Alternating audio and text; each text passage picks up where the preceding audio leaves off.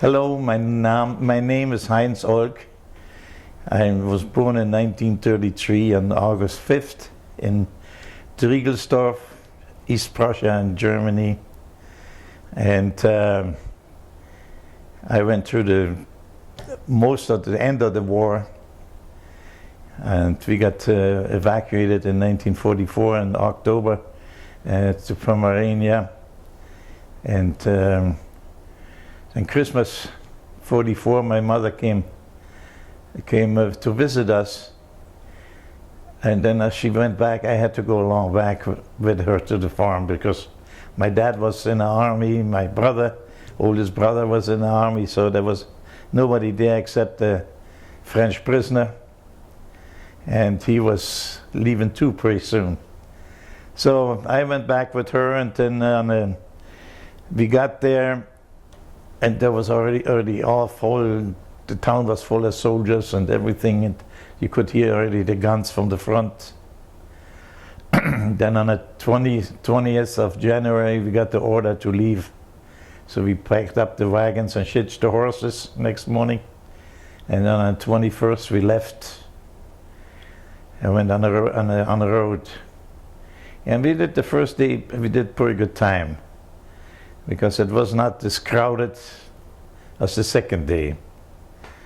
And because they had the people that escaped the wagons on the right side on the highway, and the military, they left the left side open for the military. So, well, and the nights, it was cold, it was in the winter time. And my brother, he always said, he says, if you have to leave, don't take any furniture or what along, just enough for you to eat, but enough oats for the horses. So that was important. So the first night we stopped, there's a city called Niedersee, or now Polish is Rujani. And we wanted to stay there. There was a youth hostel, and we were just getting ready to unload and go in there. And all of a sudden, that was a wooden structure with the thatched roof. And all of a sudden, he heated it up too much, the ovens inside, and the whole thing went up in flames. Well, then the police right away, they came, and she said, get the wagons out of here, because it was night, it was dark. And no, we didn't get out quick enough, because the Russian planes came, and they seen the fire. So then right away they started dropping bombs, but we were lucky we got away. And we stayed outside the town. We stayed in a house. The people left already. So, and then next morning we just kept on going and kept on going. And the streets were so packed, so we could not take the main highways. We had to go country roads, back ways around the cities and stuff like that. And my mom, she was kind of, I'm glad I was there, because she would never made it without me, without my support, and the neighbors, and we stayed together. And then we got quite a ways. We wanted to go to they call it the Frische Haff, which is an inland lake, but it's already salt water from the Baltic water. But that was frozen, and the wagons, a lot of the refugees, with the wagons, they went across the ice. Well, that's where we wanted to go. So after you got over the ice, there was a harbor, and ships were loading up refugees, not referees. Well, anyway, we never made it to there. We got captured. The Russians got us on the 26th of January. And well, they took our wagons and the horses and everything, and we had to hide. And we went back to my father. He always says, if you get caught, don't go back home, because that's too close to the Russian border, and they're probably going to shoot you. So we went to my grandfather's and my aunt, and we got there. Well, they were surprised because they didn't see no Russians yet. And the reason for it was what happened there's this lake area. There's a lot of lakes. Not like Minnesota, we had only 3,300.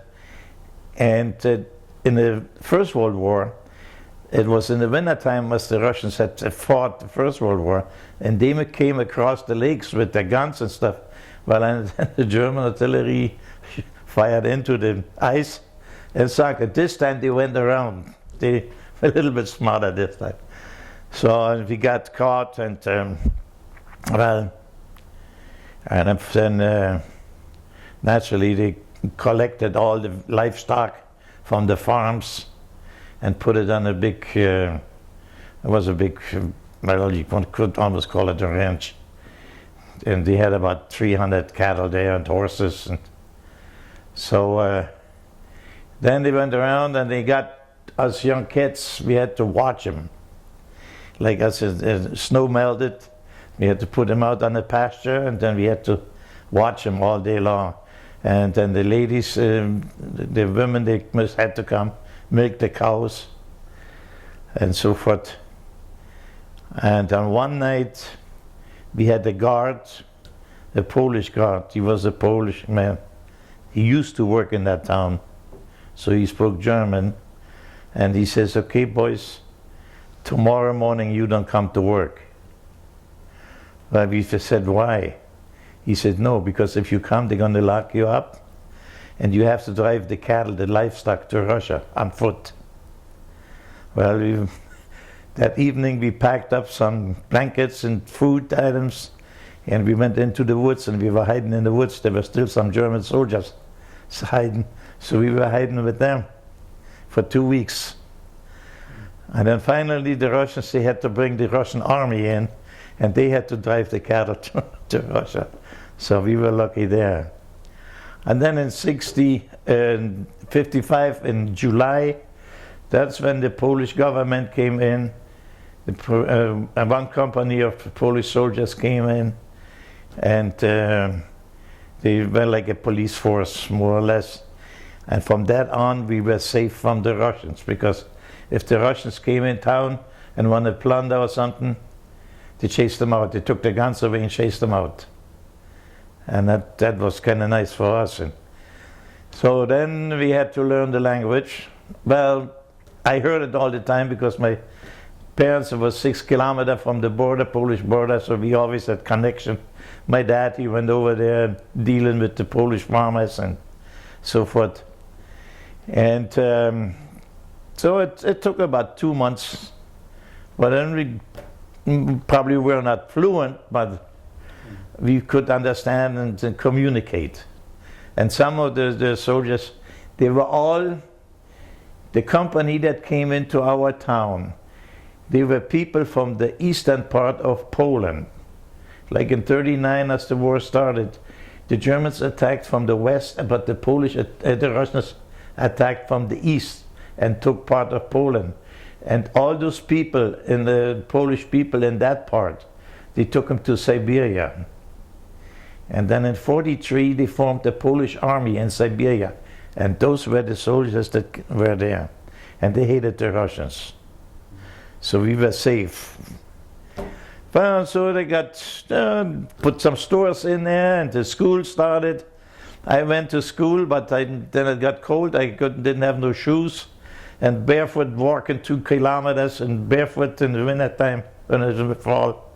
So I stayed home. And there was one officer, he was like a captain in the Polish army, and his buddy, he was a sergeant. They came over and took over my aunt's farm, my grandfather's farm. But they let us do anything we wanted. Well, especially that officer, he kind of liked my cousin. So he treated us very nice and everything. And Then it was enough. I mean, you could buy stuff. Even so, we had German marks, and they took German marks. We could buy with German marks because they went to East Germany and bought stuff over there. And where we didn't know where my father was, my brother, my sisters, and so and that was in August 1946. My aunt lived in the same town, and her son was in West Germany. He worked for the post office. He sent 36 postcards. One came through, and on every one of those postcards he had the names from all the family that was in West Germany. And that's how we found my dad and my sisters and my brother and stuff. So we know where they are. They were safe.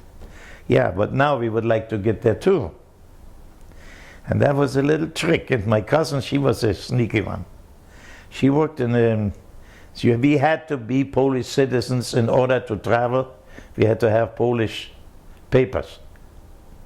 Well, they got from the commandant, city commandant, we got German papers, yeah, that were Germans. So that one lady in the city was Sensburg, now Mrongovo, she was a friend of that commandant. And she says in Stettin, it's Chechen now, there is an English Red Cross camp. If you make it into that camp, that is neutral ground, and you're safe. And they ship trains to West Germany. Yeah, but now, how are we going to get Polish citizen papers? Well, one day she said to me, she said, you come with me to work. So I walked with her to work, and then we came in.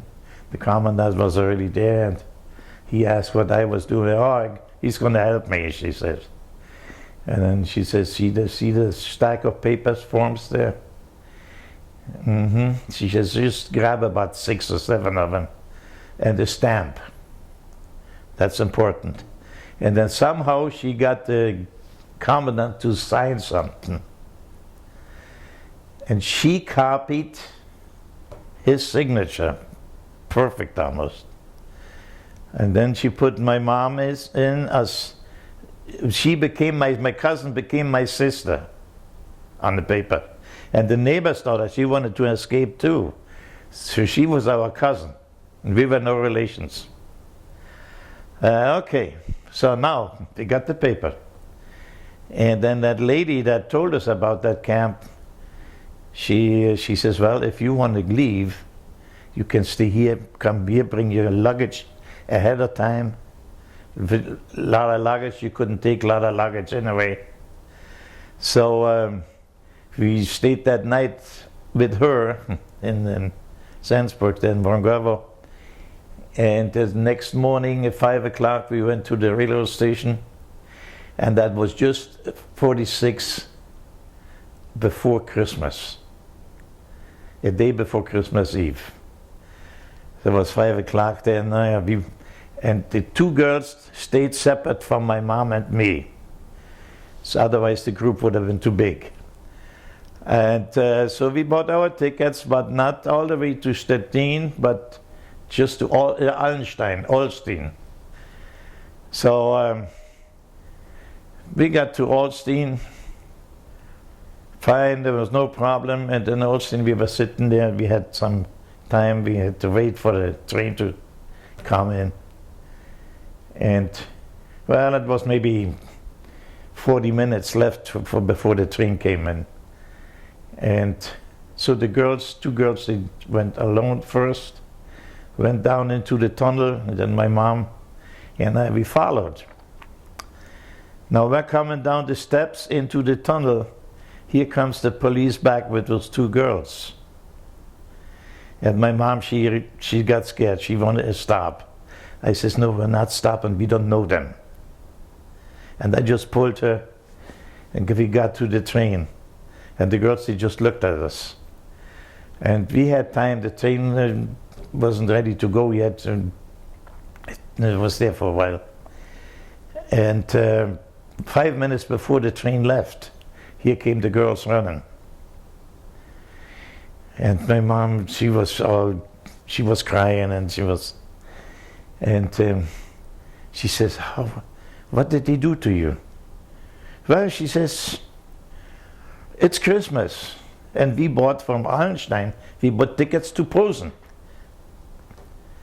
And so the captain, that police captain there, he asked her where you want to go. She says, now listen, we are Polish citizens, and we engaged to Polish soldiers, and in Posen there is a military garrison, and we wanted to visit our fiancés. And that officer chewed those two policemen out, and he says, you better run and stop the train before he leaves. So we got to Posen, we bought new tickets to Stettin, and there was no checkout or nothing. So we got into Stettin. It was 7 o'clock in the morning, and cold, snowing. And she told us, that lady told us in the wrong deal. She says, you comes to Stettin, you go to Bahnhofstraße 15, Railroad Street 15. Okay, they're going to help you. So we got off the train, and there's a railroad guy, he's going to work. And so we asked him where the Bahnhofstraße 15 is. He says, I never heard of that street. I don't know. She says, you know, I don't have much time to talk to you. Here, my buddy is coming from work. He is done for the day. Maybe he knows. So that he stopped that guy and he talked to him. And he says, oh yeah, I know what's going on. I know. So he waits till that guy went to work, and then he comes over to us. And in perfect German, he says, da war niemals eine Bahnhofstraße in Stettin. So now he says, you want to get into the camp? Yeah, he knew. He had other people. He said, well, the camp, this is New Year's Eve in the morning. He says, the camp is closed over the holidays, over Christmas and New Year's. Do you have a place to stay? Well, no, we don't know anybody there. He says, I tell you what, my wife is visiting her parents in Warsaw over the holidays. You come with me.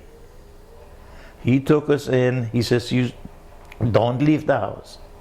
Stay in the house. I provide you food and everything. Just keep the house clean, do the dishes and laundry, what you want to do, but don't leave the house. Then after New Year's, he took us to the streetcar and even bought the tickets, the streetcar tickets, and took us to the camp, which was a section of the city, was Frauendorf. And there was all big apartments, houses. They were like in a circle, and there was a big gate going into that. That's where the main entrance was. So he talked to the Polish guards. He told them what's going on, and they knew him. So they just opened the gate. We had to be 1 week in a bunker. That was our punishment. We could not right away go into the camp, and we had to support our own food. Well, there were some other people living in there, and us kids, the houses were bombed. So we kind of talked to the guards, and we said, well, can we go and get some bread or something? And that one guy, he was kind of nice, and we always waited when he was on guard. He said, yeah, go. There was a house just behind the gate. It was bombed. He said, go into that basement window and could go out on the other side, and the next street over, there's a bakery. And that's what we did. But we only did it when he was on guard. And then after 2 weeks, then they put us in the main camp, and then we got food because the English Red Cross provided food.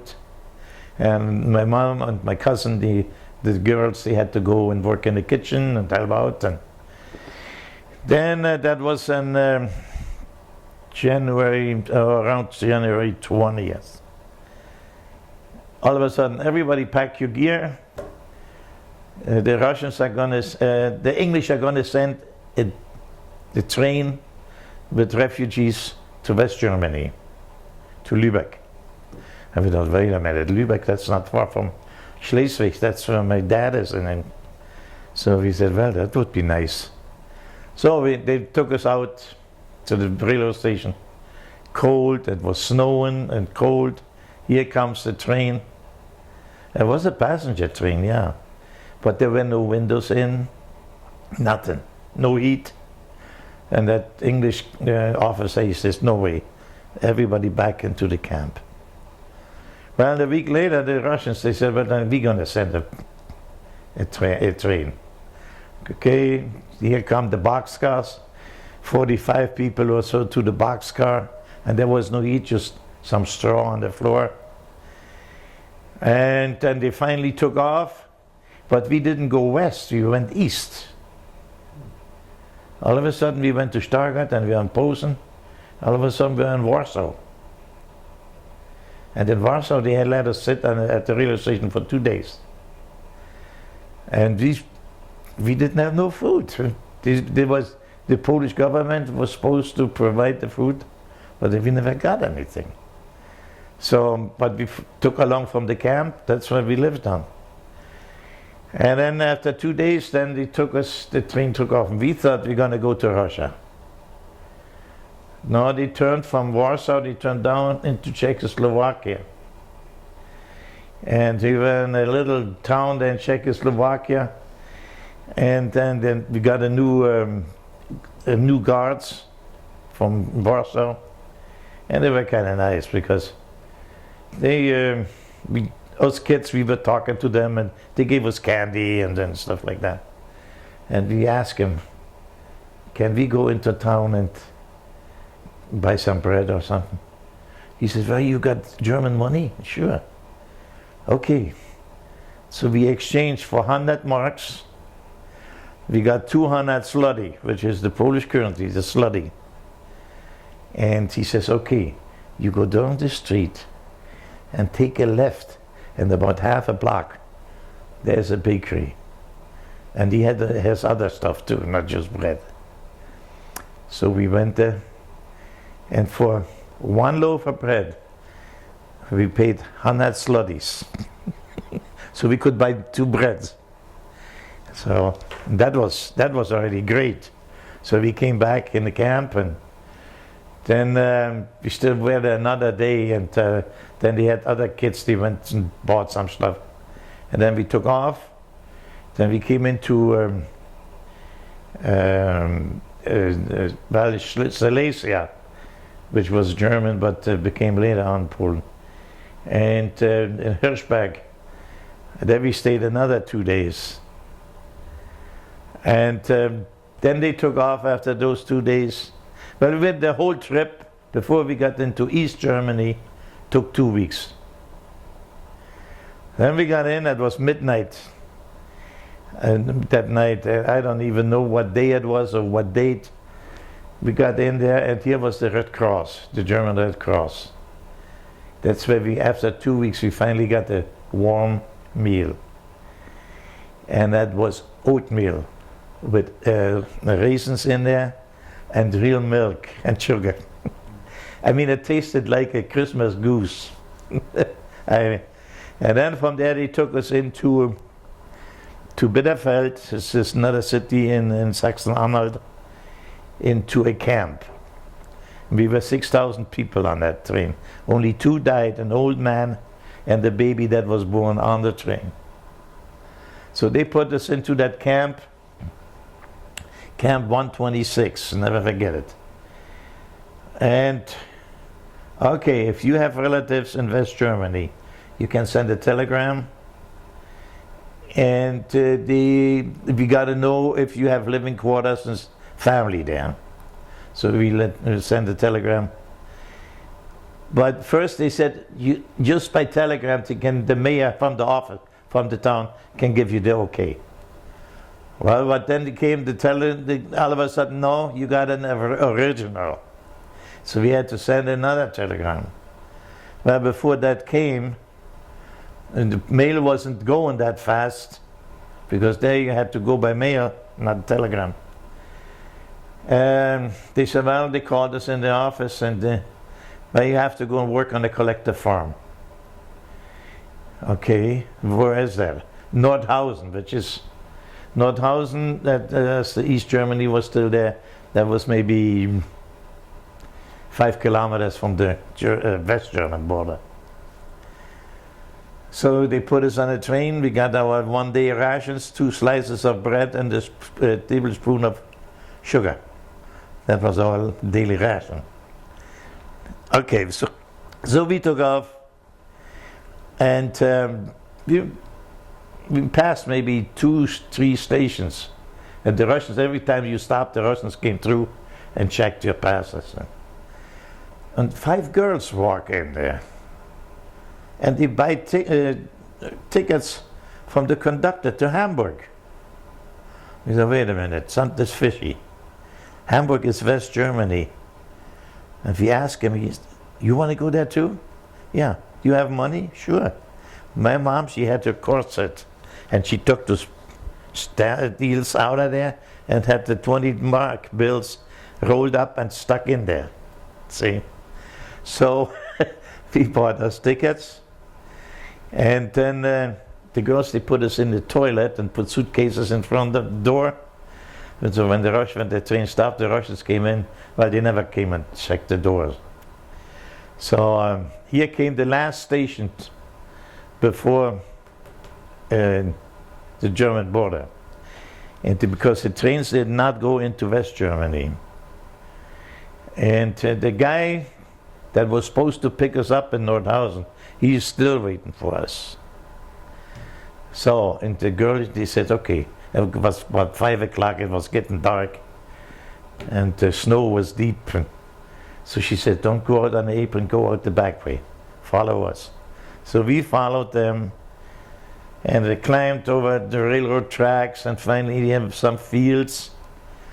And all of a sudden, there was a forest, and there was the fence, the border fence.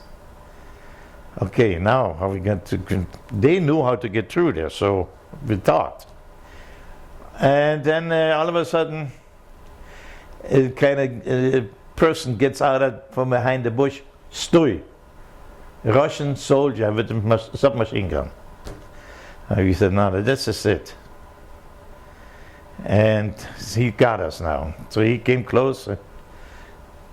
That one Russian, that one girl, she says, no, wait, just let me talk. She spoke Russian. She talked to that soldier and everything, put a couple of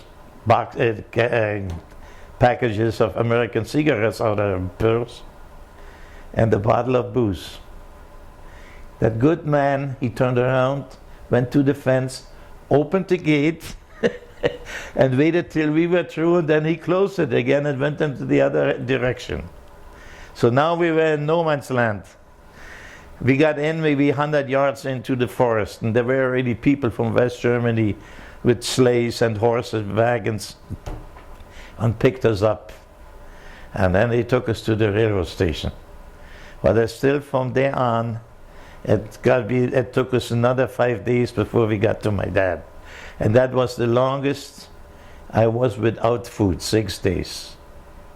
Nothing to eat, because we didn't have no stamps or what to buy something. Everything you needed stamps for. And so I wanted to start, I was thirsty, I want to eat some snow. And the German soldier, he was saying, he hit my hand. He says, don't. That cold gets into your lungs, and that's not good for you. He gave me a metal cup.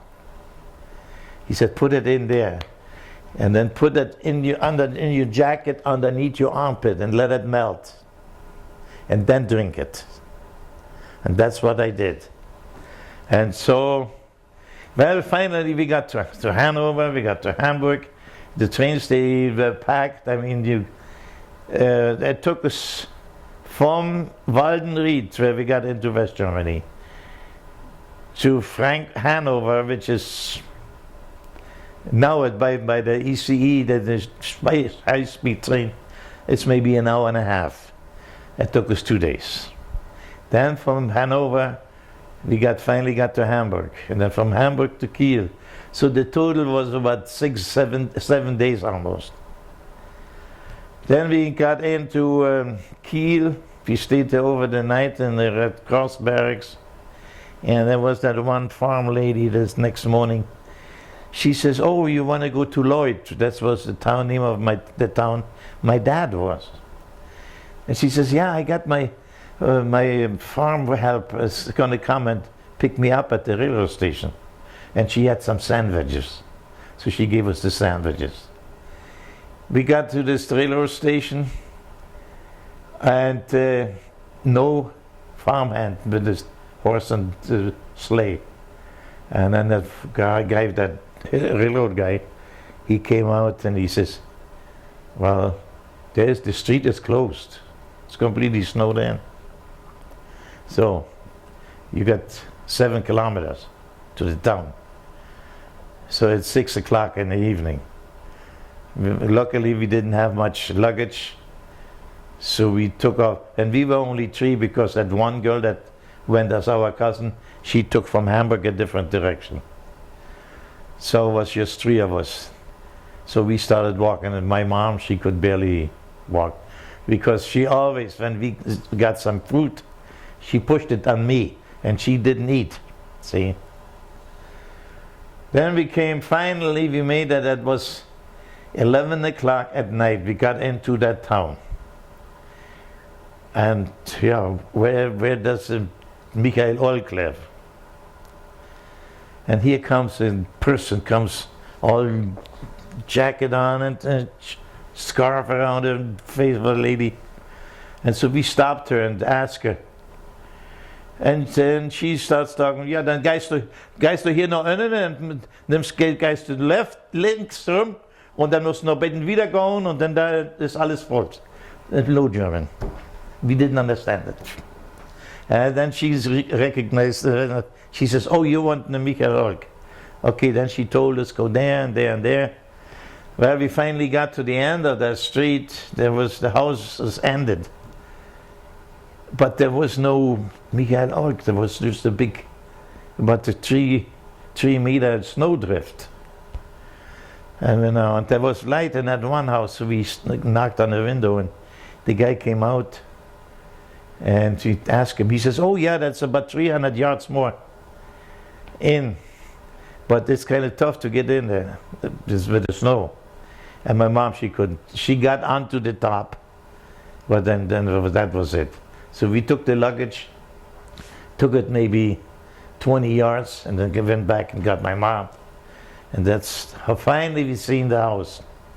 And that was midnight as we got to the house. So there was still a light on. So my cousin, she knocked on the door, nobody answered. We went around the other side, knocked, nothing. Then she came back, she says, "So I don't care if I bust the window." So she started beating on the window. And there was you could see the door, and the light came through a door, and they didn't have no electric light at that time in that house. There was a kerosene lamp. So all of a sudden the person came, opened the door, and then the light, he says, "Who is there?" And then my sister, she was in bed, sick. And she just jumped up, she says, "It's Mom." See, that's why I get kind of. And she stood up, and she was sick, she had the flu, and then my dad, they came running, they let us in, and she got up and she started making food. Fried potatoes and sausage, and we couldn't eat nothing. We couldn't eat a bite, nothing. And the next morning, my dad, he worked for that one farm that owned the house. And when they told him, "Oh gosh, that farmer, he came with a sleigh and horses, they dug extra special paths so they could get through." And they brought all kinds of stuff, clothing, and because I had a pair of girls' shoes on. The ones that you needed oh God.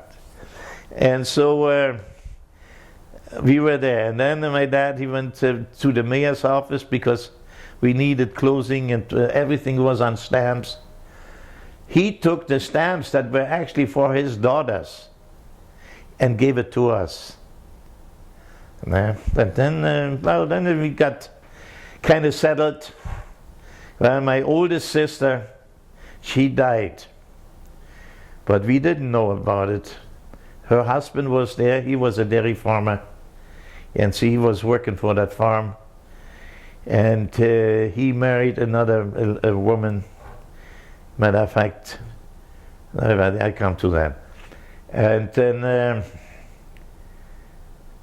because he came home in September 45, and my sister, she was there, and my sister, she got jaundice and she died on November 6th of jaundice. So, but we didn't know. Well, and then I had happy everybody came, and then my uncle, he was there, and my aunt from my cousin's mother that wrote the card. We wanted her to come along too, but she was scared. She was scared, so she was still in East Prussia. And my aunt, my cousin's mother, she stayed with the grandfather. The grandfather was 79. She stayed with him, and we did not tell the grandfather that we're going to escape, because he would have told the Polish. See, he was kind of mean. And so she stayed back, she suffered, and she didn't know where her husband was. He was in the military. And so that was a beginning. And then now, I was 3 years without school. Now I'm coming. The time comes, we got there on the 1st of March. So my dad says, he says, take your time first, a month, and then they started in April, I think. I don't know what day, but I think it was the 1st or 2nd or 3rd May, April. And here, there was one room schoolhouse. Math. Fractions. I never had fractions before. So here I couldn't get it right away the first time. So the teacher, he called me a stupid Polak. I packed my books and walked out. He wanted to stop me. I kicked him in the shins and I walked out. I told him, I said, I'm not a Polak. And I came home, I told my dad. Well, he went peacefully, he talked to the teacher, and this is this. And my uncle, he went that night to the teacher, grabbed him by the throat. And he says, you called my nephew one more time, a dumb Polak, I'm going to kill you. He was kind of roughneck. But then later on, I got into it, and I went, see, it's the school year's 10 years, but I went 12. And I picked up, I graduated, and the teacher and I became friends later on. Especially, and then now you get out of school. Yeah, now what you gonna do? Gotta learn a trade. I was already 16. So there was a Finnish carpenter. He says, well, that was before I went back to school. He says, you're missing school, but don't you go a year more and then come. And then we took. So I came back in January, and he seen me coming. He said, I'm sorry, but there came a lady with her son. Her husband got killed in the war. And she needed a job for the boy, and so he gave it to him. yeah, now, what I'm going to do. And there was a guy who was superintendent for a construction company. He said, would you like to be a bricklayer? Because we're looking for apprentice. So I said, yeah, I take it. So I learned apprentice. And then 3 years apprenticeship. And my dad, he told me, he says, don't you dare call one of those journeymen by their first name, because you get slapped. And so I started, and naturally the first year as a young apprentice, you get to the dirtiest work. And we had to whitewash basements, the walls. And this was was still cold in April, and God, that was. Then they took us out, and they were making this lime. They had that big trough, and the rocks, they put them in there, they put water on it, you had to stir it, and then went right into a hole in the ground. And that's what they use for plaster and stuff like that, and bricklaying, see. And then finally, after about 2 months, then I finally got a trowel in my hand and a brick. And that was in Schleswig. I was there, and I stayed in a, because it was too far to, didn't have a bicycle. It wasn't too far to drive home. So I stayed in a apprenticeship home. That was from the church, from the Lutheran church. They had an apprentice of all trades in there. And for 10 months, a month, 10 marks a month, see, and the rest the company paid. So that was kind of nice. And you got your meal and the sandwiches and stuff, and then on weekends, then I went home. And I passed. Well, and then I got my journeymanship, and then I worked for a small construction company out on farms and stuff like this. And well, he was running kind of short of work, and he says, the workers, I want to keep the married people working. Would you mind going to the island of Sylt?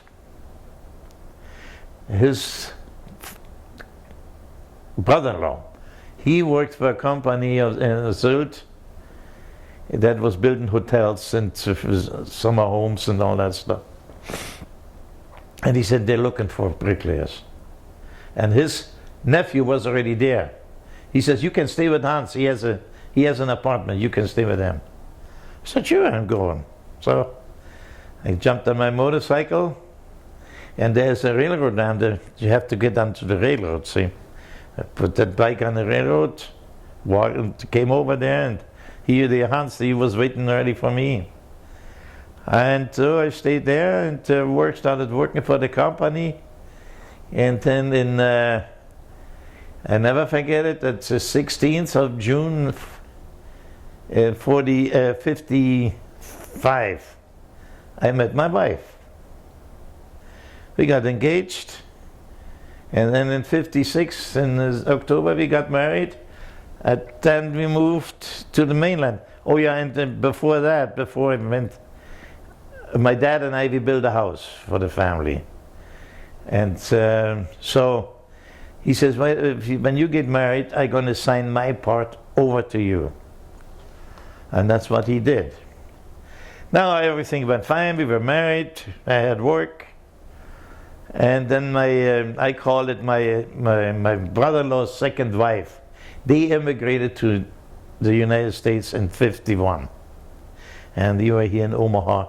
And he had a little construction company he formed as a dairy farmer.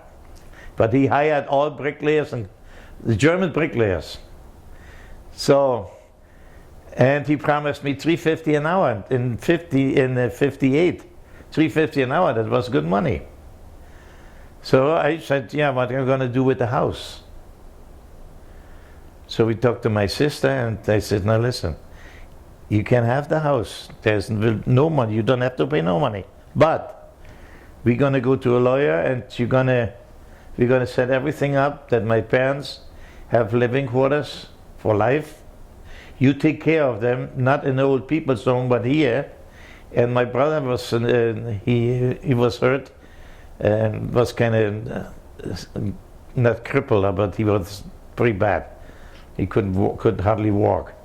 And they said that he has a room here free for life upstairs. So she agreed to it, so we signed it over, and we came over to Omaha. Almost didn't make it. We were supposed to leave Hamburg. We left Hamburg. It was the 26th of October. We were supposed to go Hamburg to Frankfurt and then Chicago. Well, Frankfurt they couldn't land because it was fogged in. So we went to Düsseldorf. And then from Düsseldorf, we got the plane to Chicago. And in the fall, you have winds and storms. So we flew across England, and between England and Ireland, we got into a storm. That plane was was one of the super constellation, the prop plane. The plane was going up and down, and then we had to put our life jackets on. And all of a sudden, he said, put your belts on. The left wing, both engines on fire. So we had to make an emergency landing in Shannon, Ireland. And they put us up in a hotel, and we had to wait 15 hours for a new plane to pick us up. So we came into Chicago the next day, 3 o'clock in the morning. So they put us in a hotel, and at 5 o'clock they woke us up. We slept only 2 hours. And because the flight to Omaha, so they picked us up, then right away with the Cadillac. The first car I drove was a Cadillac. So they took us to the airport. We left at 8 o'clock. And Omaha said, how long is that? I asked my wife. I couldn't speak the English anyway, but she could. She says, how long does it take from Chicago to Omaha? Oh, a good hour. And that night before, everybody, my brother-in-law, they were all at the airport. And nobody comes.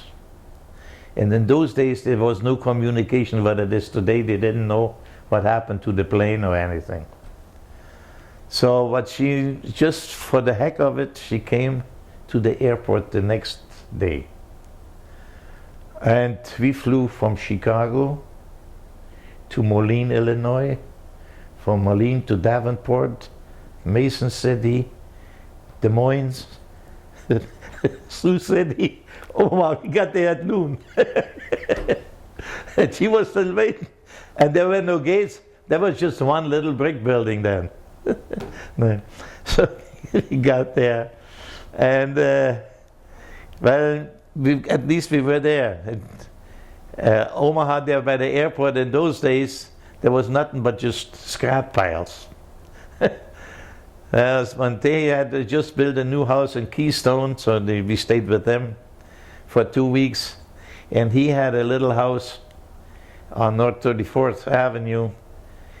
And so then we rented that house, fixed it up, and we lived there for $40 a month.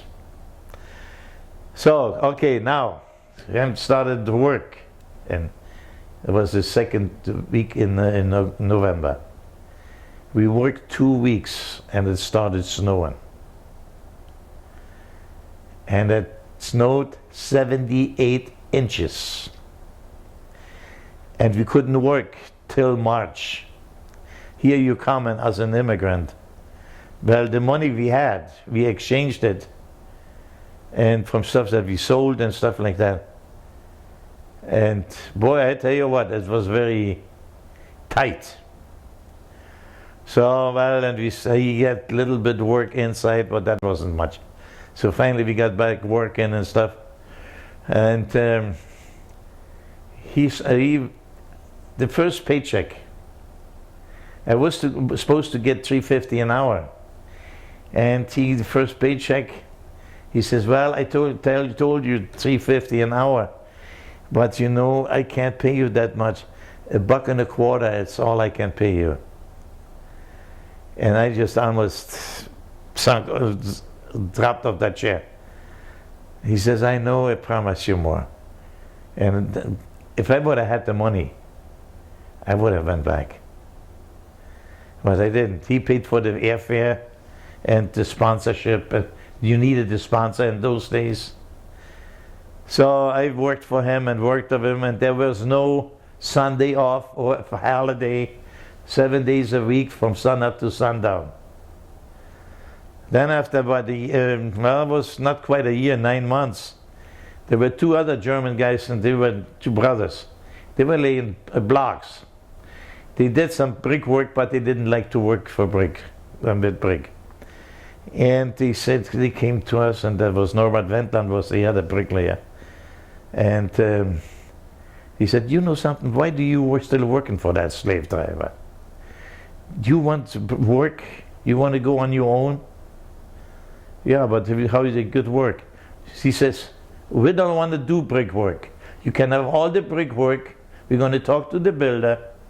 We just want to do the block work. And you can have all the bricks. So they talked, that was Jack Moritz, Weststate Construction.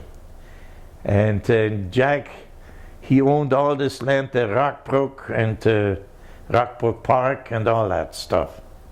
Even Methodist Hospital, that was his land. So, well, they took us into his office and talked to Jack. And Jack says, when can you start? Well, as soon as possible. Okay, he says, get ready. You're ready for well, because we did the fireplaces, everything. And so they told my brother-in-law, we're going to quit and go on our own. So he was trying to run us out of business. So he went to Jack Morris and he gave a bid in lower than us. And then his superintendent, he knew my brother-in-law. And he said to Jack, you know, that guy is Heinz's brother-in-law. He says, what? And he is pulling something like that. So my brother-in-law went in the next couple of days. He wanted to know if he's going to get the jobs or not. He kicked him out of the office. He says, you're such a sneaky man. Here you're bringing the man over, and then you want to take his work away? And well, we worked for Jack, partners from 60 till 63, and then my partner, he went back to Germany with the family. His daughter went over for vacation, and she met one of the German Air Force pilots. So she fell in love. She says, I'm going back over there. She says, well, then I'm going too. And he immigrated in 49 already. And well, they went in Bremer to Bremerhaven. That's where his wife was from. And he was actually from Gdansk. So he became a job at the government because he knew English, writing, and everything.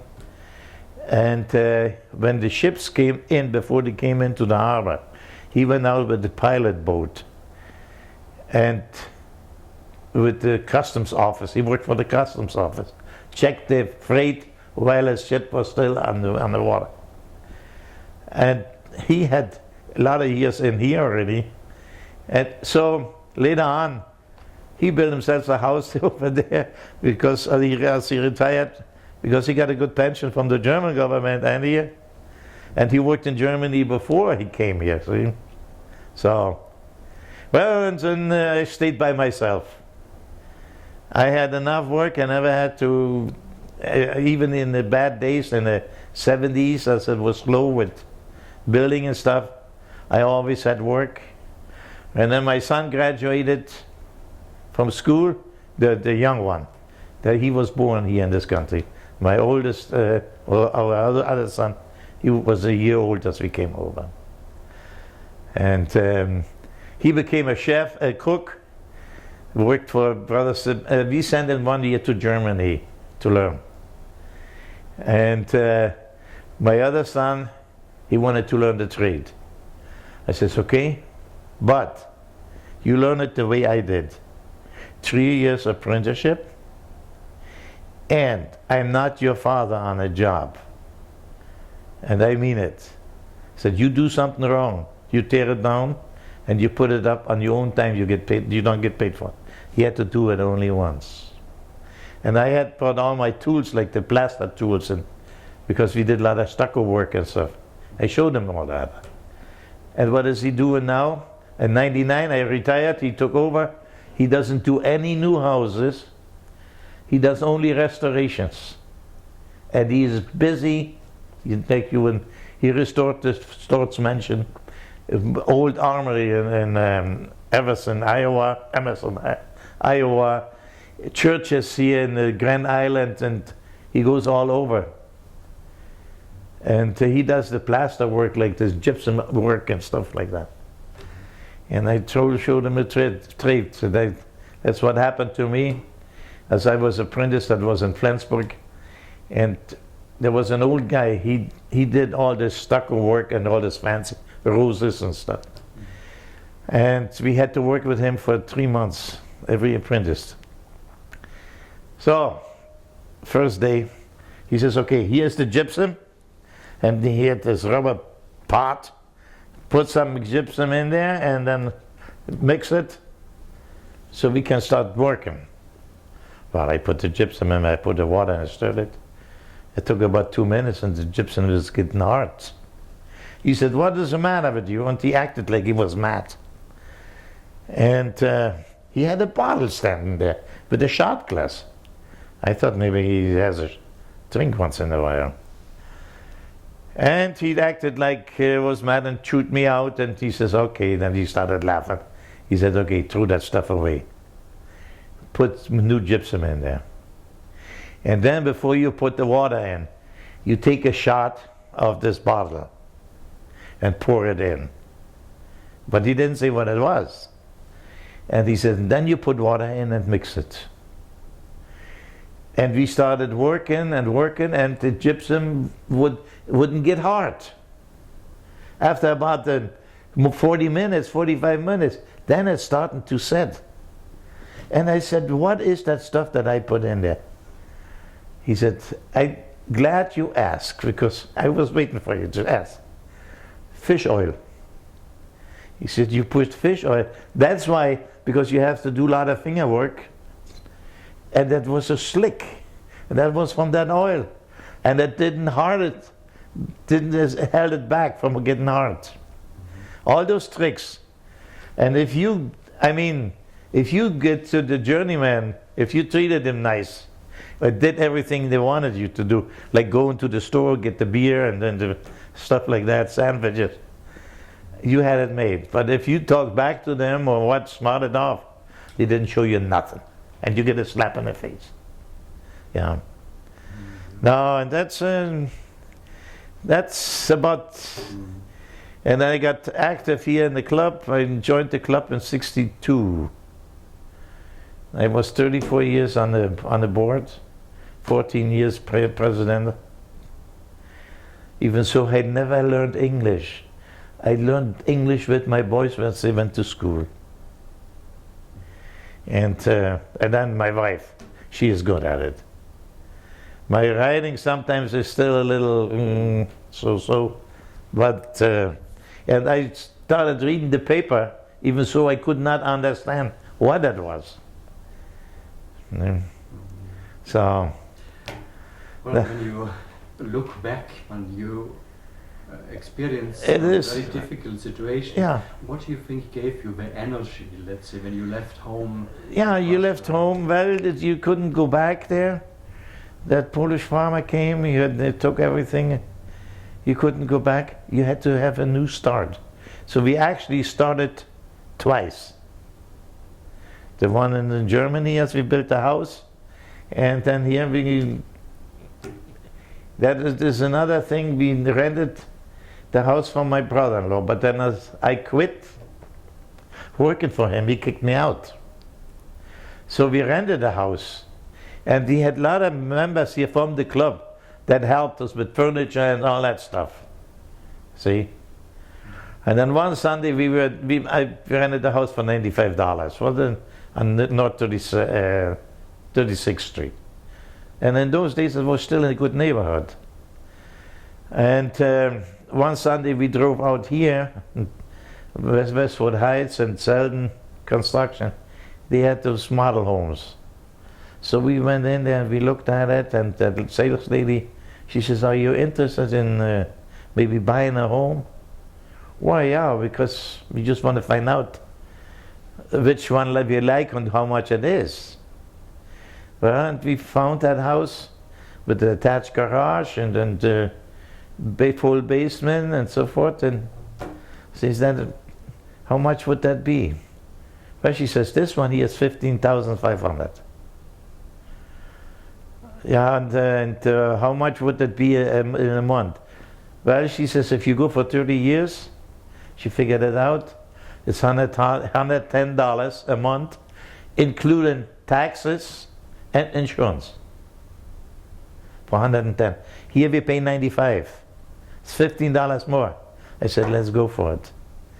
And then, well, that one bank up here on 19th and Center, they declined. They didn't want to give it again. But we dealt with our checking account with Center Bank on 42nd Center.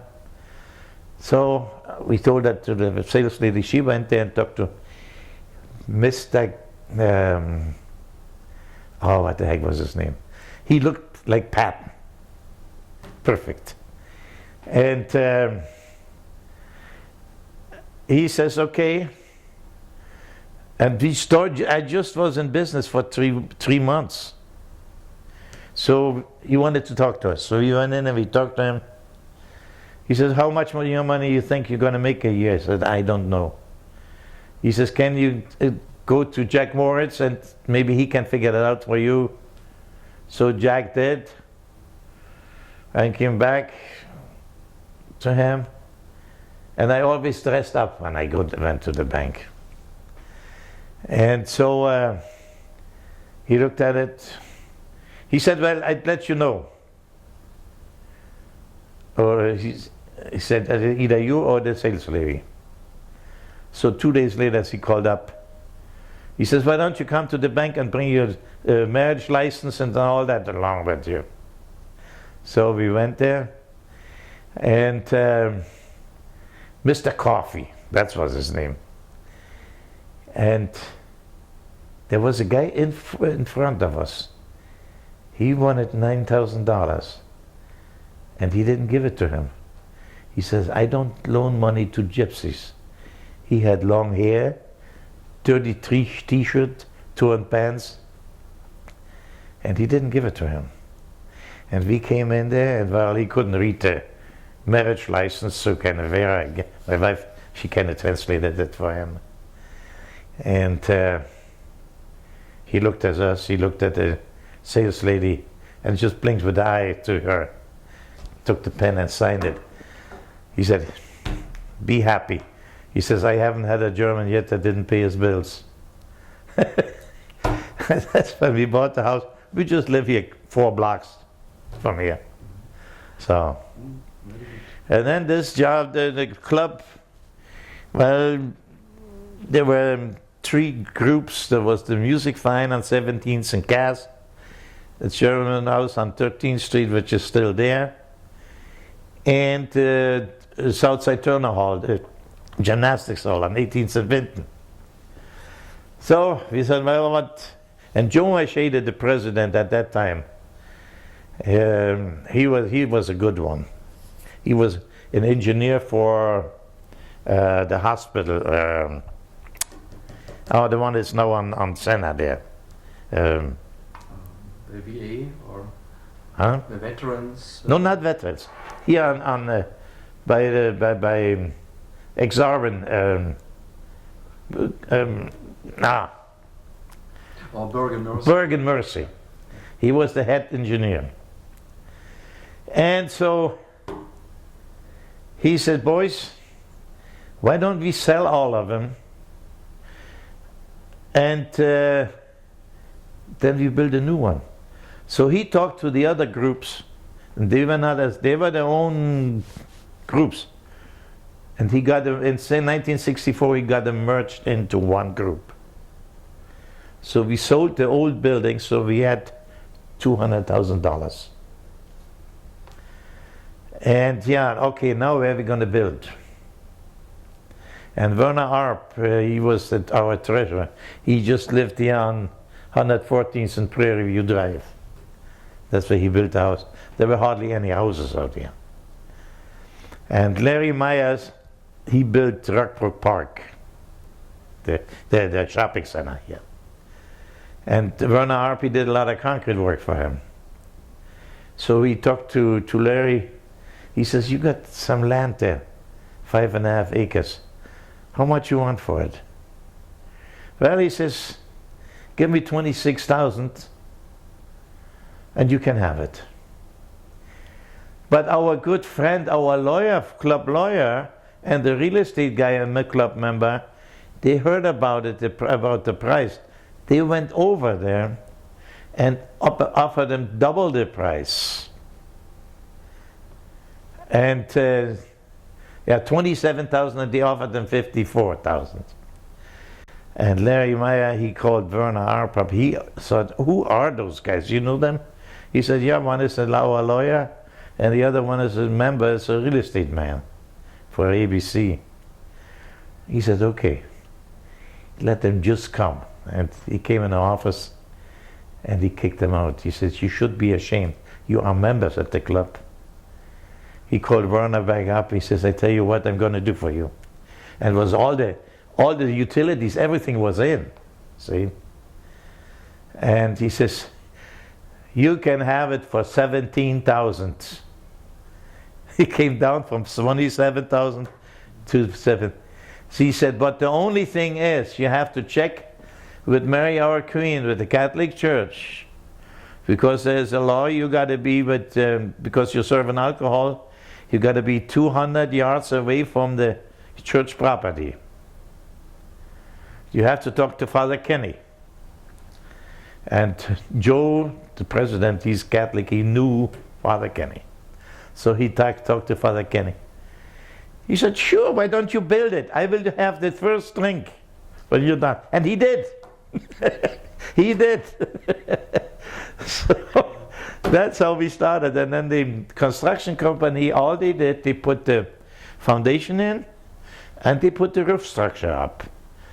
All the rest of it that's done here, the brickwork, the carpenter work, painting, concrete work, was done by the membership. We worked 6 months. Every Saturday, Sunday, we had 80, 90 people working here, all trades, the plumbers, the feeding guys, electricians, everything. And we got it done because we had to have a party before the 1st of 89. See? So we had the New Year's Eve party here. There was no floor, just concrete. So we took washing with powder, the soap, put it on the floor so it was slick to dance. But we had a party. And we had to take a loan, 50,000 for 10 years. And we paid it in 8.